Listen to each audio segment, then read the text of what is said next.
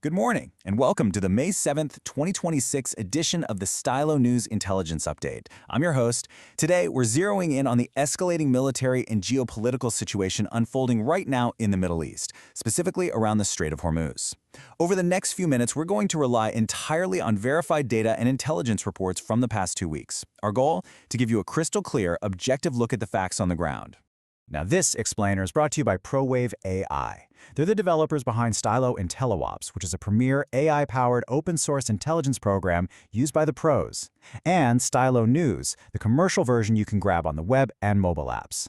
You can think of this briefing as your morning primer. It's designed to tee you up for today's comprehensive Stylo News Intelligence Update morning podcast, where we'll be breaking down these past 2 weeks in much greater detail. Okay, here is our agenda for today. We're going to cover the key events, break down the multi-level impact, look at the primary decision makers, analyze the information space, and finally, wrap up with a strategic forecast. Let's jump straight into Section 1, our strategic overview and key events centered on the Strait of Hormuz. Geography really dictates the strategy here. What we're looking at is a highly contested maritime environment. The Strait of Hormuz, right next to Bandar Abbas, is a massive bottleneck. We're talking about a vital artery that handles roughly 20% of global oil transit. So any disruption here sends immediate shockwaves through the global economy, hitting everything from international manufacturing to the price of gas at your local pump. At the same time, we're keeping a close eye on connected regional flashpoints. That includes the restricted airspace over Tehran and the very tense northern borders of Israel near Lebanon, where secondary escalations could easily broaden this whole theater of operations. To really grasp where things stand today, we need to trace how this escalated. Back in late February of 2026, initial military strikes took place, which led Iran to close the Strait of Hormuz to any foreign vessels they didn't consider friendly. That move instantly fractured regional supply chains. Then, on April 13th, the U.S. stepped in with a formal naval blockade of Iranian maritime traffic. That was a major escalation, a way to apply heavy pressure without actually putting boots on the ground. As economic pressure mounted, the UAE officially exited OPEC on May 1st. That's a huge, unprecedented shift, showing just how much regional alliances are fracturing as countries scramble to protect their own economies. And the escalation didn't stop there. By May 4th, the U.S. shifted from a passive stance to actively providing military escorts for neutral ships trying to navigate the strait. Moving on to Section 2, let's look at the cascading consequences of these events across the board. These maneuvers definitely don't happen in a vacuum. At the local level, maritime commerce is essentially at a standstill, which is devastating for civilians who rely on those Gulf waterways for their livelihood. Meanwhile, border towns in northern Israel and southern Lebanon are dealing with regular sirens and projectile exchanges. On a national level, the internal dynamics in Tehran have shifted dramatically. Intelligence shows that following the recent death of Supreme Leader Ali Khamenei, the IRGC, the Islamic Revolutionary Guard Corps, has quickly consolidated its grip on power. Over in Washington, the U.S. is trying to balance the severe economic risks of keeping this naval blockade going against its broader strategic defense goals. And internationally, well, this local friction translates directly into massive volatility in global oil supplies. We are seeing a flurry of non-aligned nations scrambling to mediate, trying to stabilize the market and prevent a wider war. All right, Section 3. To understand where this is going, we have to look at the diplomatic chessboard and the decision-makers themselves. At the very heart of this deadlock are two completely opposing strategies. On one side, you have the U.S. government under President Trump enforcing a naval blockade to guarantee freedom of navigation. They see this as a fundamental right under international maritime law. The administration is using this blockade to force Iran to halt its nuclear program up front, treating it as an absolute prerequisite before any real negotiations can happen. On the other side, you have the newly empowered Iranian IRGC. They view these maritime actions as unlawful aggression. Their stated goal is the absolute defense of their national sovereignty. They want total control over their southern maritime borders, and they are explicitly holding on to their nuclear and ballistic missile capabilities. To them, these aren't bargaining chips. They are non-negotiable national security assets. Looking at the other key players, Israel is maintaining a state of high readiness. They're focused on active military defense against Hezbollah's projectile threats on their northern border, prioritizing the safety of their civilians against any secondary fronts.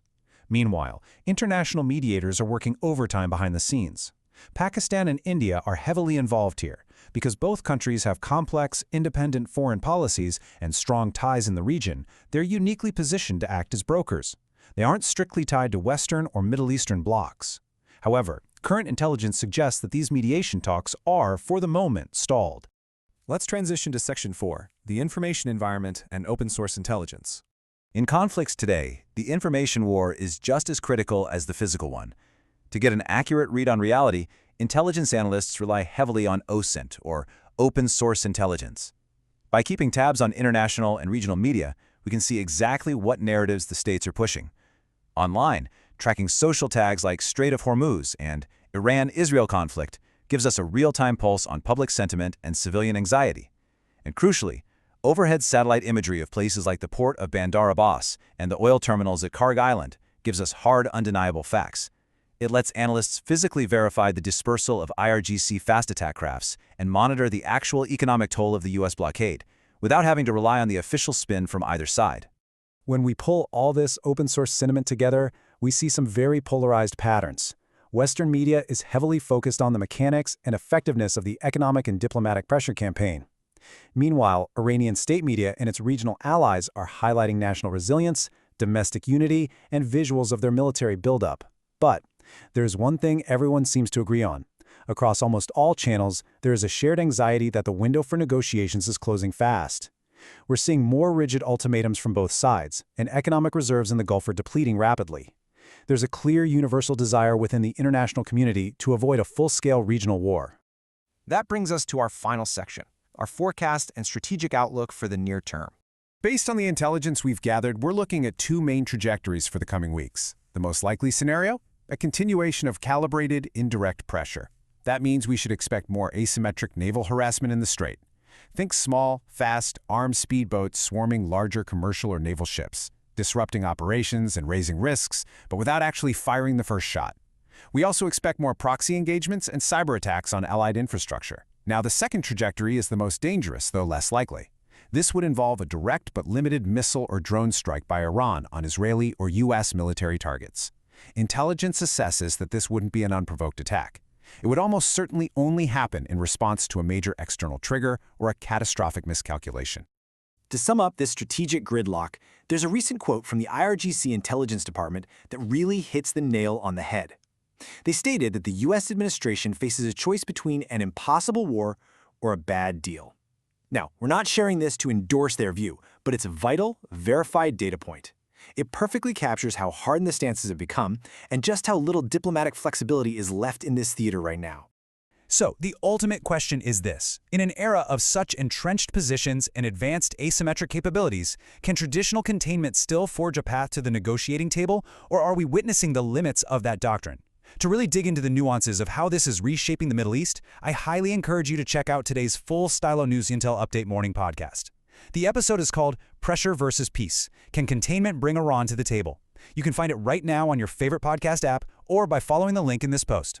Thank you so much for joining us for this briefing. We encourage you to subscribe to Stylo News, where you can get AI-powered news on demand over at www.stylonews.com.